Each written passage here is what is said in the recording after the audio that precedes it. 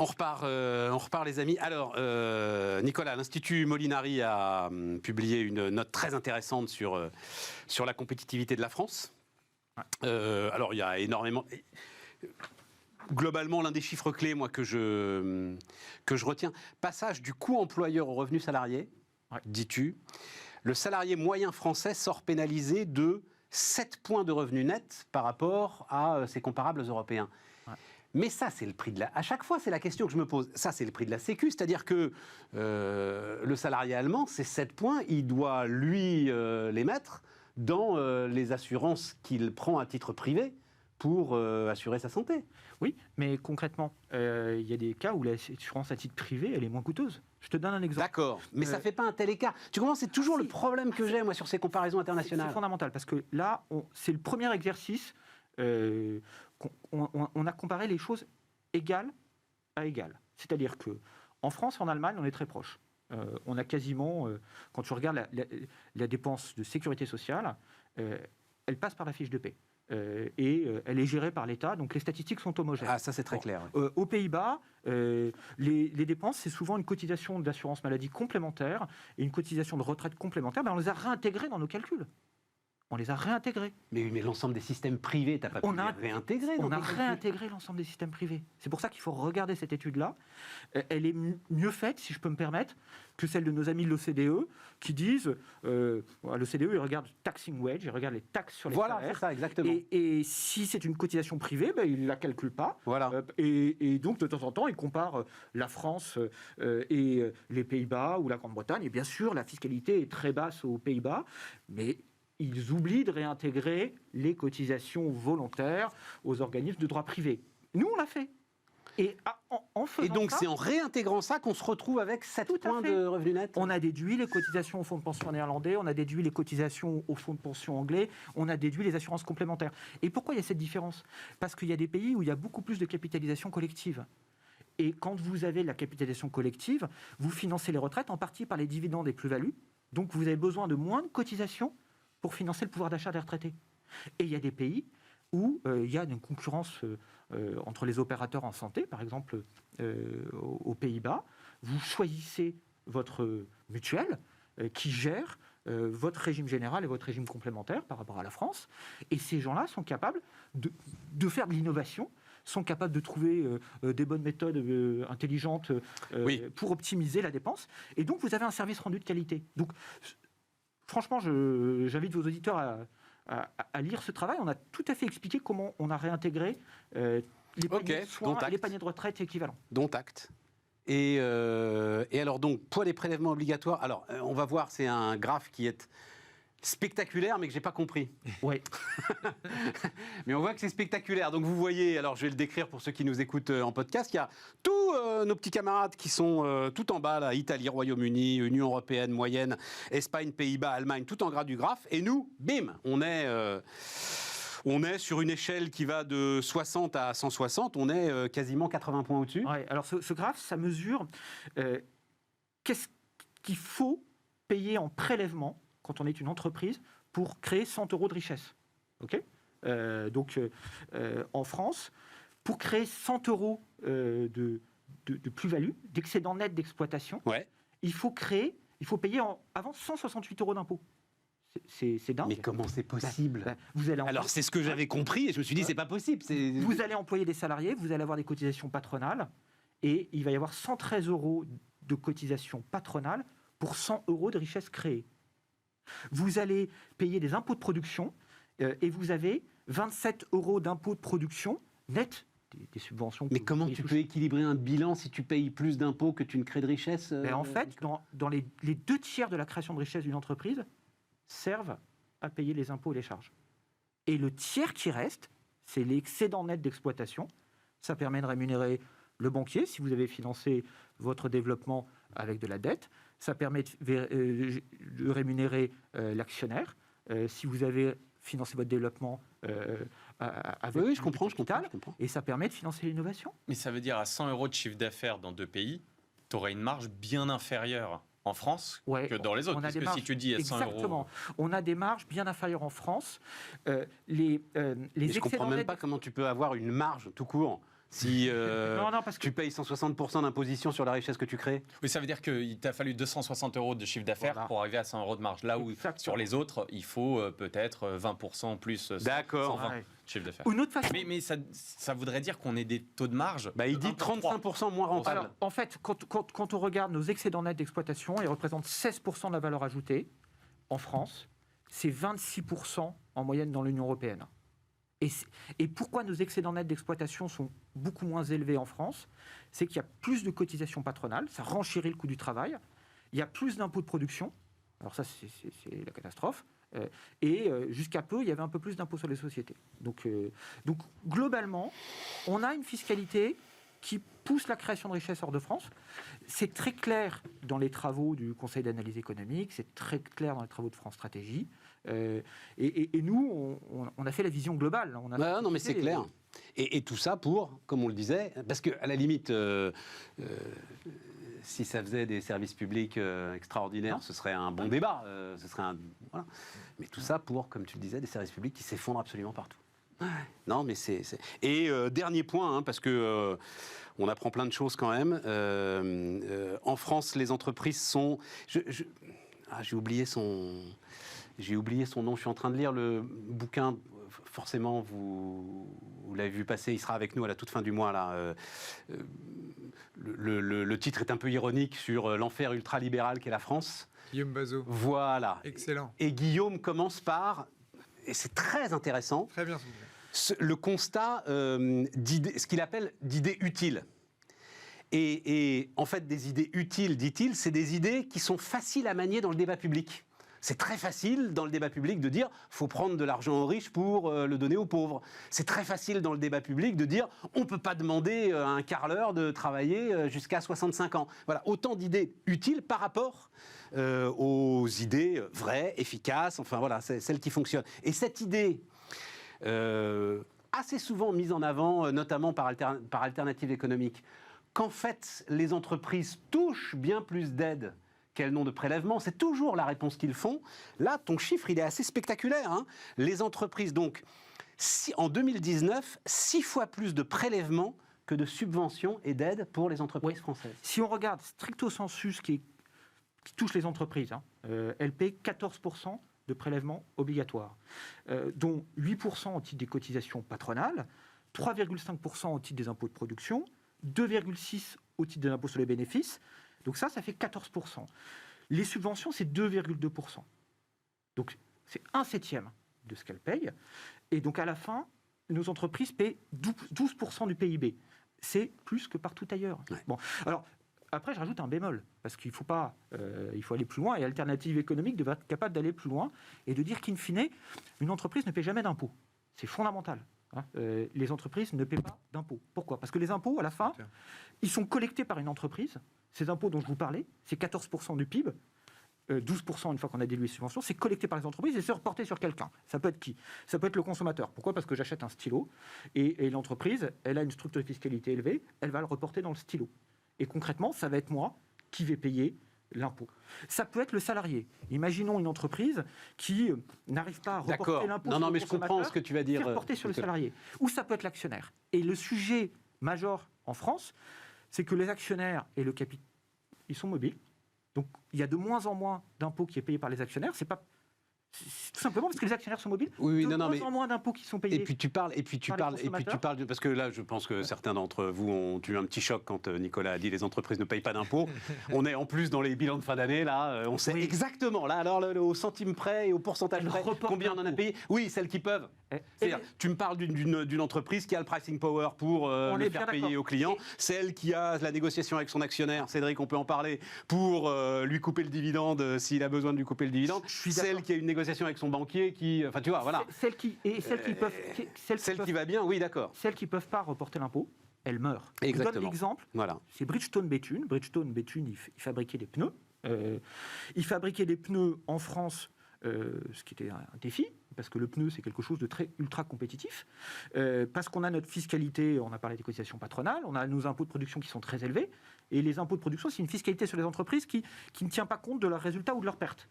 Et à la fin, ils payaient 8 millions d'impôts de production sur les sites de Béthune par an, Et ces 8 millions d'impôts de production qui étaient déconnectés des résultats les mettaient en perte de 5 millions.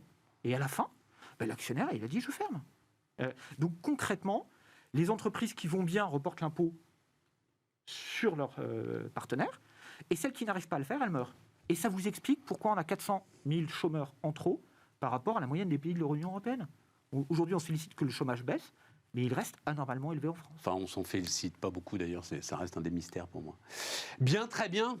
Un commentaire là-dessus, les amis, ou non, oui, allez regarder ça, c'est sur votre site, c'est disponible. institutmolinari.org. Non, allez regarder ça, c'est plein de dossiers, et ça, encore une fois, comme le dit Guillaume Bazot, ça permet d'avoir des arguments contre ceux qui manient ce qu'il appelle les idées utiles. Il sera avec nous à la fin du mois, le 28, je crois.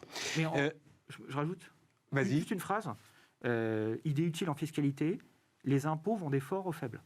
C'est une idée de Maurice Lauré qui vous permet de comprendre le système fiscal. Vous croyez taxer les GAFA, en fait, vous taxez les consommateurs avec la taxe GAFA. Plus que ça, d'ailleurs, vous taxez les entreprises qui vendent sur la marketplace des GAFA. Vous croyez que la TVA est payée par les consommateurs ? Oui, dans certains cas, elle est totalement payée par les consommateurs, de même que dans certains cas, l'impôt sur les sociétés est totalement payé par les consommateurs. Comment est-ce que vous, juste des petites choses encore, oui, ça va, on a le temps, les histoires, pouvoir d'achat, etc. et tout, j'ai l'impression qu'on est toujours perdant. C'est sans doute peut-être même l'erreur qu'a faite Emmanuel Macron que d'aller essayer de faire campagne lui aussi sur le pouvoir d'achat. Et que forcément t'es battu, t'en as jamais assez, quoi. Il n'y en a jamais assez, puis j'ai l'intuition, mais c'est peut-être complètement erroné, que les électeurs n'achètent pas complètement la distribution de chèques. C'est-à-dire qu'il y a quelque part l'idée... Pourtant, elle est massive. Hein. Elle est massive, mais tout le monde sait bien qu'intuitivement, ça ne peut pas durer. Qu'il y a quelque chose que c'est un modèle qui n'est pas structurel. Et qu'après tout, une fois que vous avez distribué des chèques, vous allez vous dire, mais puisqu'on peut le faire une fois, pourquoi est-ce que je pourrais pas en avoir un autre ? C'est ça. Pourquoi je n'ai que ça ? C'est ça. Et donc, c'est là, effectivement... C'est un sujet qui est structurel. Je ne suis pas sûr que la réponse était la plus pertinente. Les vrais sujets de pouvoir d'achat, ça rejoint le débat qu'on avait juste avant, c'est comment on fait pour avoir plus de croissance, des entreprises compétitives et notamment plus de concurrence. Enfin, on a un discours qui est un peu oublié, les bienfaits de la concurrence pour vanter la souveraineté, comment... Je ne sais plus quels sont les titres des 2-3 membres du gouvernement dans le genre. Et puis la planification. La planification. Tu cherchais la planification. Je comprends les idées qui sont derrière pour partie, mais la meilleure manière de redistribuer du pouvoir d'achat, c'est quand même ça reste la concurrence. Et là, en la matière, la politique de concurrence en France, il n'y a pas de grande ambition. Mais ça, tu vois, par exemple, c'est le type même d'idée pas utile. Tu peux pas apporter cette idée-là dans le débat public. Tu te fais défoncer. C'est parce que je pense que le marché est quelque chose de, contrairement à ce qui est dit par les idées utiles, comme tu dis, c'est quelque chose d'extraordinairement riche et d'extraordinairement complexe, qui est fait d'incertitude permanente. La concurrence, c'est l'incertitude, la découverte, et qui est une permanente. Et personne n'aime l'incertitude. Ouais. Personne n'aime vivre dans l'incertitude. Tout le monde, tous ils nous disent, tous les candidats politiques, moi demain, si je suis élu, le monde ira mieux. Et puis on a eu toute cette fable autour du monde d'après, comme si on était capable d'arrêter le temps et puis de refaire le monde. On a maintenant la protection, sans arrêt, la protection. En réalité, le monde ne fonctionne pas comme ça, mais c'est beaucoup plus agréable d'entendre quelqu'un qui vous dit, moi, je vais être capable de vous protéger, je vais faire des choses, et on va arriver à une espèce de société idéale où plus rien ne bougera. C'est pas ça la vie, c'est pas ça la réalité, et c'est beaucoup plus compliqué d'aller défendre la complexité, l'incertitude et des lendemains dont on ne sait pas de quoi ils seront faits. Ouais. Mais tu as la contradiction entre l'immédiateté du besoin et la complexité de mise en place. C'est-à-dire que les gens en ont besoin tout de suite parce qu'ils sont impactés tout de suite avec l'inflation, et en revanche, le chèque part d'une bonne idée, c'est de dire comment on peut essayer d'éviter de saupoudrer à tout le monde, parce qu'il y a plein de gens dont autour de la table on n'en a pas besoin, mais en revanche une grande partie de la population a besoin d'être soutenue immédiatement, et comment on peut faire en sorte que ça soit fait intelligemment pour soutenir nos politiques de agriculture plus locale, bio, donc essayer de résoudre plein de problématiques en même temps qui demande beaucoup d'efforts et de complexité et de temps pour la mettre en place vis-à-vis du besoin immédiat. Et ça te permet aussi de réaliser que ton mix énergétique, il te sauve la mise par rapport à plein d'autres pays européens. Donc il faut peut-être pousser, mais ça te pousser une politique très long terme. Donc je trouve c'est frustrant parce qu'il y a l'immédiateté du besoin des plus dans le besoin. Et alors, là encore, l'histoire du chèque pour manger sainement, là, je trouve ça ahurissant. Mais ahurissant. C'est alors le patron d'Erwan, c'est l'État nounou. Mais dans toute sa splendeur. On ne va pas te donner d'argent parce qu'on n'est pas tout à fait sûr que tu sois capable de le dépenser. Je trouve ça ahurissant, moi, Cédric. Ça a du sens de flécher la dépense publique d'aide. C'est-à-dire que plutôt que de dire je donne un chèque en blanc et après je le saupoudre en plus à n'importe qui, j'essaye de faire en sorte. Mais enlève des charges aux entrepreneurs qui sont en train de faire cette nourriture saine, si tu parles de nourriture saine, d'emploi local, si tu parles d'emploi local, de réindustrialisation, si tu parles de réindustrialisation. Mais va pas dire aux gens comment dépenser leur argent, c'est un truc de dingue. Il est pas choquant, pour moi il n'est pas choquant que l'État définisse comment ça doit être dépensé parce que ça permet d'alimenter les autres politiques publiques. Finalement, on en parlait là, de l'agriculture locale, l'agriculture bio. Si les gens, tu leur donnes 100 €, mais tu leur permets d'acheter n'importe quoi, peut-être qu'ils vont prendre le produit le moins cher parce que c'est ce sur quoi ils vont se tourner, sans pour autant soutenir l'agriculture locale et celle que tu veux pousser et augmenter la valeur ajoutée de nos agriculteurs français ou européens. Donc, c'est sain d'essayer de résoudre plusieurs problématiques à la fois. Non. Moi, je suis en ligne avec Stéphane. Désolé, Cédric. On est les champions de la fiscalité. On fiscalise plus le salarié, on fiscalise plus les épargnants, on fiscalise plus les entreprises. Tout ça, ça aboutit, in fine, ça ruisselle, et c'est payé par le consommateur et c'est payé par les ménages. Ce qui fait qu'aujourd'hui, on a un pouvoir d'achat qui est, pour bien vivre à Paris, il faut que monsieur et madame travaillent, alors qu'il y a 50 ans, ce n'était pas le cas. Tout le monde a des sujets de pouvoir d'achat et même, oui, c'est une paupérisation générale de l'ensemble des agents économiques. Voilà, pouvoir d'achat. Alors, ils sont moins importants que ceux qui ne sont pas du tout aisés, mais c'est global. Et c'est vrai que c'est la conséquence de nos choix. On fiscalise partout, et donc ça réduit le pouvoir d'achat. Donc je pense qu'il y a peut-être des réponses à apporter dans l'immédiat, mais il faut traiter les causes structurelles. Il faut réellement qu'on apprenne, et c'est ce que disait Erwan, à faire avec moins d'argent public. Et quand l'argent public manque, par exemple, j'ai beaucoup parlé des retraites, il faut le placer pour le faire fructifier et pour que l'argent public fasse x2 et x3 et qu'on n'ait pas systématiquement un problème, une dépense publique. Erwan. Deux remarques. D'abord, plus politique que mais d'abord, moi je considère que il faut que l'offre soit compétitive. Si ton offre est compétitive et que les gens t'achètent pas, c'est que ton produit n'existe pas. Donc c'est pas à l'État d'obliger les gens à l'acheter parce qu'il a estimé. Mais bien sûr. C'est la meilleure chose. Là où je te rejoins, c'est que pour moi l'État, pour moi il est un peu choquant, mais il est quand même légitime que l'État flèche la dépense publique. Donc et moi j'ai écrit pas mal de papiers sur le sujet en disant c'est pour ça qu'il faut baisser les dépenses publiques, parce que la dépense publique est intrinsèquement mais qu'il la flèche sur la production, pas sur la consommation. Mais il devrait baisser les charges en réalité. Mais à partir du moment où il dépense de l'argent, il est légitime qu'ils te disent tu dois te comporter comme ça, etc. Et c'est pour ça que la dépense publique en tant que telle est une atteinte à la liberté individuelle. Mais là on s'éloigne un peu du sujet. Mais il est normal après tout que l'État dise moi je pense que ma priorité ça doit être de manger des fraises tagada et donc maintenant t'aides les entrepreneurs qui font des fraises tagada. Je suis d'accord, mais tu laisses les gens libres quand même à la fin. D'accord, mais ce que je veux dire c'est qu'il n'est pas mais on est dans une logique, toi dans une logique de. Tu renforces la concurrence, exactement ce que tu disais. De l'État, eux ils sont dans une logique de dépense publique. Mais oui, effectivement. Tu comprends, Cédric, c'est l'alimentation. Tu renforces la concurrence. C'est la base de tout. Pendant des dizaines d'années, on t'a expliqué qu'il fallait acheter moins cher. Tous les slogans de tous les retailers, c'était je suis le moins cher. Et moi je trouve que c'est oui, mais c'est problématique parce que si pendant des dizaines d'années on t'a dit la seule valeur ajoutée que je te propose, c'est d'essayer de trouver le prix le plus bas, pas de manger mieux, pas de dire l'alimentation, c'est ce qui fait ta santé dans 20 ans. C'est-à-dire que si tu manges de la merde, tu seras malade dans 20 ans. Et quand tu as les moyens de t'acheter de la nourriture de qualité, ça a un impact plus important si tu arrives. Donc si on utilise la dépense publique pour essayer. C'est pas infantilisant. Non, mais on tourne en rond là. De toute façon, c'est un dialogue de sourds. Moi, je te dis, supprime les charges sur l'ensemble des exploitations que tu veux favoriser. Voilà. Et donc, si tu as un déficit de concurrence parce que les gars ont plus d'exigences dans leur processus de production, rétablis la concurrence. Et à ce moment-là, chacun se battra à armes égales. Et le consommateur choisira. Et il n'est pas tout à fait sûr qu'ensuite, il fasse les choix qui sont les choix... Mais ça veut dire que toi aussi, qui achètes la fraise X, t'en bénéficie. La différence entre dire je baisse les charges de l'entreprise, c'est que tous les consommateurs de cette entreprise vont en bénéficier. Là où l'idée, c'est de dire je vais essayer de focaliser cette dépense sur ceux qui en ont besoin. Tu le prends dans un sens ou dans l'autre, je suis d'accord, les deux se défendent, mais en revanche, dans ton cas, tout le monde en bénéficie. Là où le but du chèque, c'est de dire on ne cible que certaines populations. Certes.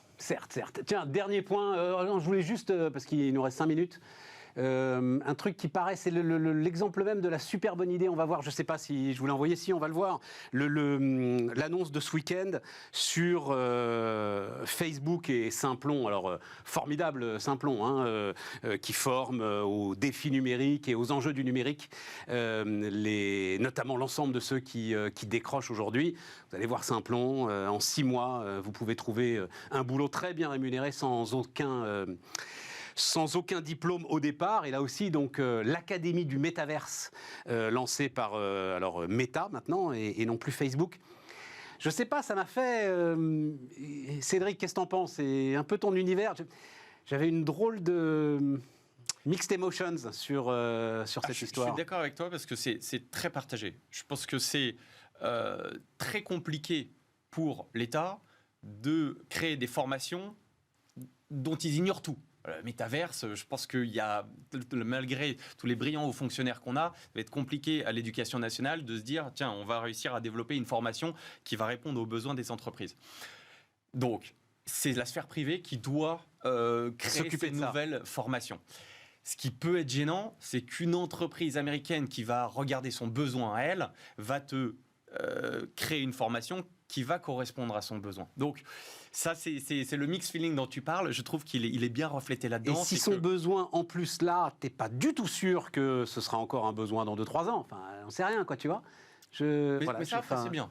Non, Erwan, non, moi, ça te va j'entends bien les deux points, cela étant que des entreprises investissent dans l'éducation, dans les formations des salariés potentiels. Là, c'est pointu, là, quand même, là. Hein. Oui, tu vois, c'est le métaverse, quoi. Finalement, c'est quelque chose qui est quand même considérablement développé ces dernières années. L'enseignement supérieur est aujourd'hui en France et ailleurs dans le monde un business hyper florissant. Il y a plein d'écoles qui se créent à la fois un peu généralistes et aussi des écoles de formation technique, etc. Et là aussi, là pour le coup, dans l'éducation nationale, on est extrêmement figé. Dans l'enseignement supérieur, il y a deux mondes parallèles avec l'université d'un côté et tout ce business de l'autre qui cartonne et dont on parle très peu, ni en bien ni en mal, alors qu'ils font plein de choses très bien. Mais c'est un secteur qui est impitoyable. C'est-à-dire que tu prends des jeunes, si au bout de 3 ans, les jeunes que tu as formés n'ont pas trouvé d'emploi, ton école ne va pas durer. Ouais. Et donc là, si ça ne marche pas, ça s'arrêtera. Et puis attends, un dernier mot, Nicolas, parce qu'on est au bout. Si tu mets une minute. Ça a toujours existé. On parlait tout à l'heure du 19e, mais l'école des mines, c'était les utilisateurs miniers. Oui, mais c'est l'école des mines, tu vois, c'est pas... C'est un truc... Encore une fois, ce que fait Simplon est très très large. Il te donne des outils. Mais là, c'était pareil à l'époque. Mais j'en sais rien. Mais là, tu as deux thématiques. Tu as développeur et fonction support. Donc finalement, tu deviens développeur avec une spécialisation dans le métaverse, mais à partir du moment où tu as appris le fonctionnement et les besoins de formation liés au développement, tu pourras rebalancer sur la nouvelle techno qui ira après le métaverse. Mais quand les écoles des mines ont été créées, c'était l'Eldorado de demain. Quand les écoles de chimie d'ingénieurs français ont été créées, c'était exactement la même logique. Vous aviez des employeurs qui ne trouvaient pas la main-d'œuvre. Et donc là, c'est l'Eldorado de demain. Et qui l'ont formé et qui ont fait progresser les techniques. Donc, on verra si c'est l'Eldorado de demain. Il n'y a pas de certitude. Je suis hayekien comme Erwan. On le découvrira. Mais c'est normal dans le process d'avoir des opérateurs qui se disent j'ai un besoin qui n'est pas satisfait, je vais m'impliquer. Merci, les amis. Bon. Merci beaucoup. Je me faisais un peu l'avocat du diable sur cette dernière thématique, mais il faut bien de temps en temps. Allez, on se retrouve demain pour continuer nos débats. Tiens, on fera pas mal de macro demain. Macro et puis système financier, système bancaire. À demain.